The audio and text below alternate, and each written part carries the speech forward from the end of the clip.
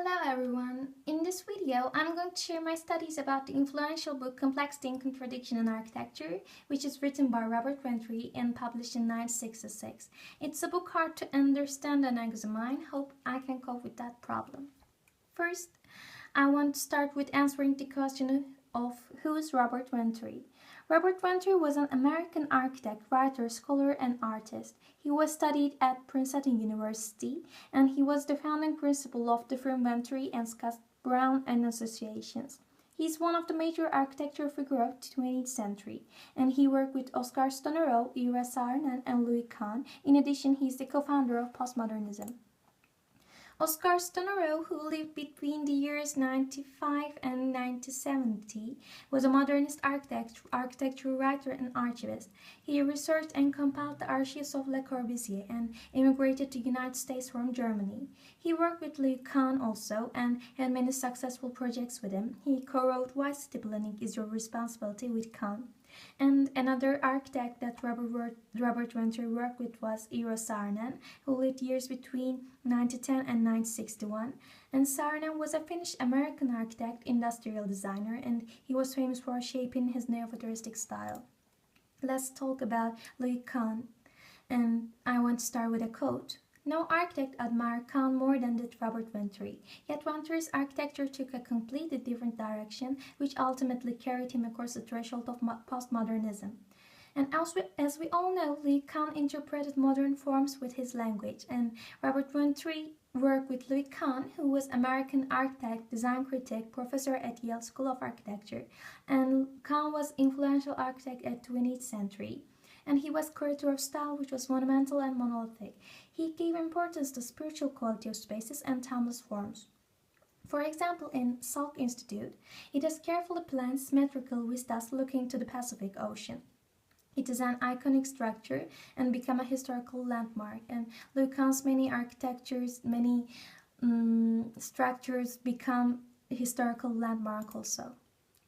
Let's talk briefly about Alvar Aalto, who was a Finnish architect, designer, painter, sculptor, and known with his organic modernist style.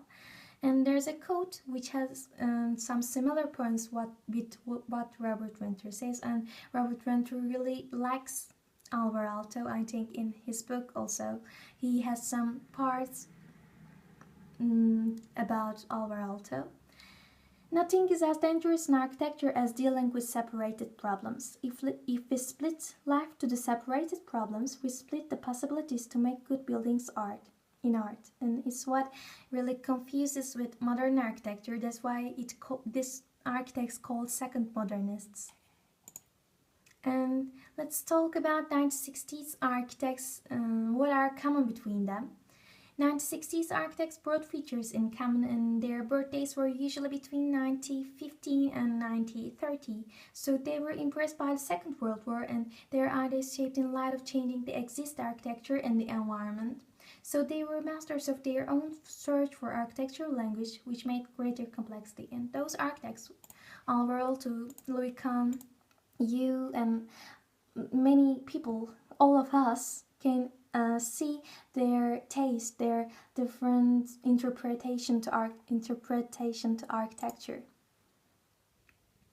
And the contextual information of 1960s, and when the book was published in these years in 1966 in the United States. To understand it better, first we should understand the contextual information of the period. And 1960s were post-World War II years and can be taught as a transition period, and individualism was very important at that time. Civil rights, hippies, the Greens, people were trying to change things in the world, and they tried to actualize alterations in a different way than 1920s. In this time, now, they are steering and realist, complex, they prefer complex rather than clean, and abstract rather than abstract and simple. New interest in pre-modern history also emerged in this time. People were trying to solve problems of modernism. First, the protest against modernism emerged in the United States, but it became a global movement. And in conclusion, 1960s were the years of second modernism, and which can be taught through postmodernism. Second modernism, and we talked about it. Now it's postmodernism, how it emerged. Postmodernism's emergence marked by two books that are Complexity and Contradiction in Architecture, written by Robert Venturi, and The Language of Postmodern Architecture, written by Charles Jenks, who was an American architect, theorist, critic, landscape architect, and designer. He also postmodernism didn't thought postmodernism is wrong. They are not rejecting the postmodernism. They're trying to improve something. Jenks thinks that while designing, he supports eclectic use of elements, and he supports that regional expressions which should be thought by designer are identity of cities, and they're really important. Let's talk about the VANNA Venturi house that's designed by Robert Venturi for his mother. And this house is very important in postmodernist architecture and as an icon of postmodern architecture. And in abstract, it has the child-drawn house shape. And the house is a reference to the past, but altered for the purpose of making a commentary on the contemporary cultural context. And Venturi was in this book, yes, Complexity and Contradiction and Architecture. This is the cover page of the book. Venturi was drawing the ideas about complexity and contradiction in architecture, which became the title of his first book, written in 1962 and published in 1966 by the Museum of Modern Art. This book is explaining what architecture should be based on and shouldn't be based on, with antidotes and manifesting ideas about complexity and contradiction in architecture. Here are the parts that I'm going to talk about in abstract sense. I talked many of them since now, but going on. First, I want to start with the introduction part. The introduction part starts with a quote from Vincent Scully. He says that, "Yet it's probably the most important writing on the making of architecture since Le Corbusier's Towards an Architecture, 1923. And Towards an Architecture, it can be taught as a rebirth of architecture based on function and the new aesthetic and based on pure forms. Both Complexity and Contradiction in Architecture and Towards an Architecture are serving a manifesto for a generation of architects. Le Corbusier is important in modern attitude, and Robert Venturi says new things. And let's compare the father of modernism, let me say, with the father of postmodernism. While Le Corbusier influenced by Greek temples, Greek's pure clean forms and white facades, Robert Venturi influenced by urban facades of Italy, its complexity. Le Corbusier was the co-founder of Purism, and however, Robert Venturi influenced by pop art. Le Corbusier is a modern architect, Robert Venturi is a postmodern architect, and in addition, both Le Corbusier and Robert Venturi learned from the past, each learned from very different things.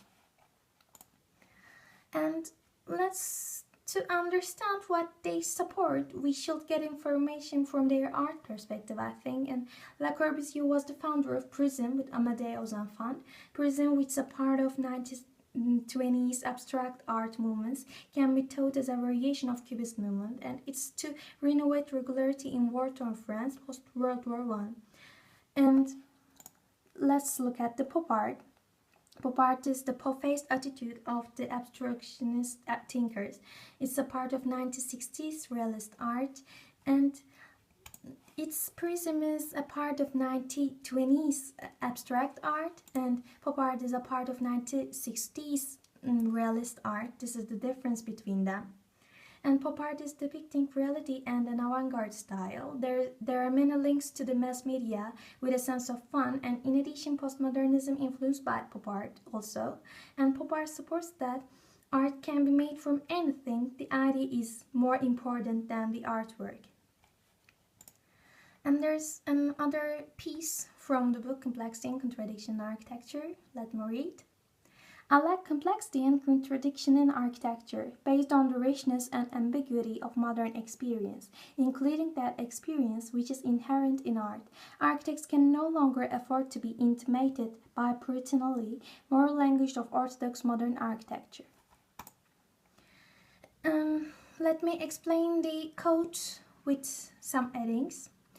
Beginning in the late 1960s, architects began to return to the question of context and history, traditions, and form as a way to revisualize the purpose and meaning of their profession. And Venturi explained his architecture of complexity and contradiction with theoretical arguments in list of antidotes. For example, he says that I prefer articulated to impersonal, interesting to boring, compromising to clean, conventional to designed, and these are his things not right in architectural sense. The simple spaces are not enough, they are not meaningful, he says. We can create better one, and he's trying to solve the problems of modernism. And not straightforward. Architecture should be not straightforward, he says. And there's a piece, the first piece, a gentle manifesto. Architecture should follow traditional Vitruvian elements, the special connections, commodity, firmness, and delight. Commodity, efficient arrangement of spaces and mechanical systems to provide functional needs, and firmness, structural integrity of building. Delight, proportion of visual beauty. And Vitruvian says that these three necessary elements for a well-designed structure. And good architecture, spaces and elements are complex and work at several ways at once, which means multifunctioning space and double functioning space. This is the second part of the book. Here, the complexity and contradiction versus simplification or picturesqueness. In this example, Johnson's Wiley House is an example of forced simplicity results in oversimplification, according to Robert Venturi. It has glass facade that provides transparency. However, it has enclosed, separated, private functions. It contradicts with glass facade's identity. And there's a quote from the book. Mies, for instance, makes wonderful buildings only because he ignores many aspects of a building. If he solved more problems, his buildings will be far less potent. And Venturi supports that less cannot be more. Architects have to eliminate some problems to be minimalist. It's impossible to solve all problems with minimalism, he says. And in addition to saying less cannot be more, he supports that less is a bore, and blatant simplification means bland architecture. Less is a bore. There's another quote. Now we're talking about the third part, here the ambiguity. Third part of the book, according to Robert Venturi.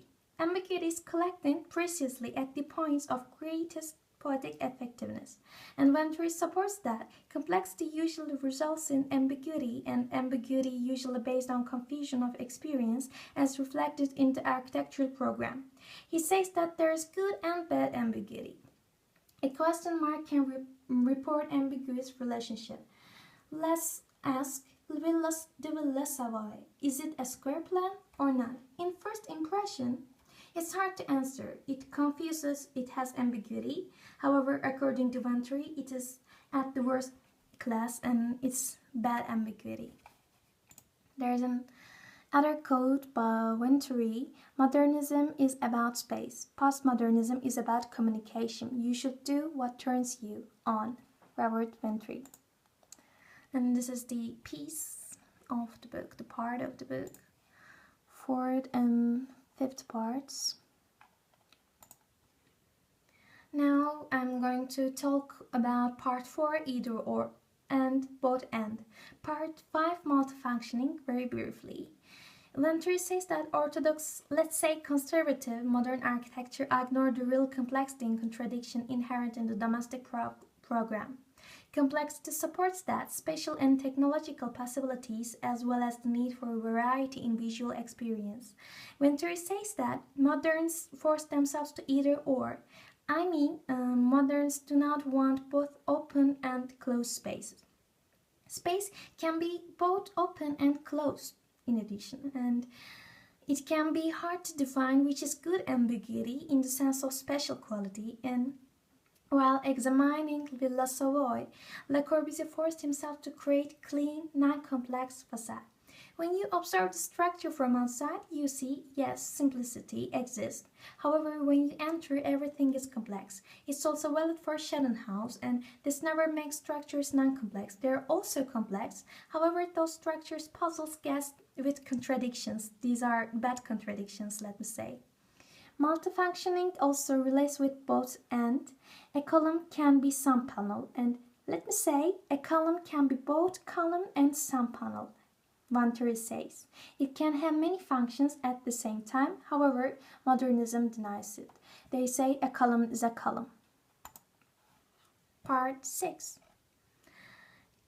is accommodation and the limitations of order, the conventional elements. First, conventional elements are common in their manufacture, form, and use. Robert Venturi says that although architects deny honky-tonks, they exist. In addition, honky-tonk is a culture seen in the contemporary fabric commercial vernacular sign of ornaments of facade. If you try to deny those existed elements, it will never change anything. Venturi adds that an architect should use convention and make it with it, but he says convention and conventional elements are different. He gives an example from Frank Lloyd Wright and says Wright, for instance, almost always employed unique elements and unique forms that represents his personal and innovating approach to architecture. However, in minor elements, Wright is unable to avoid using those things.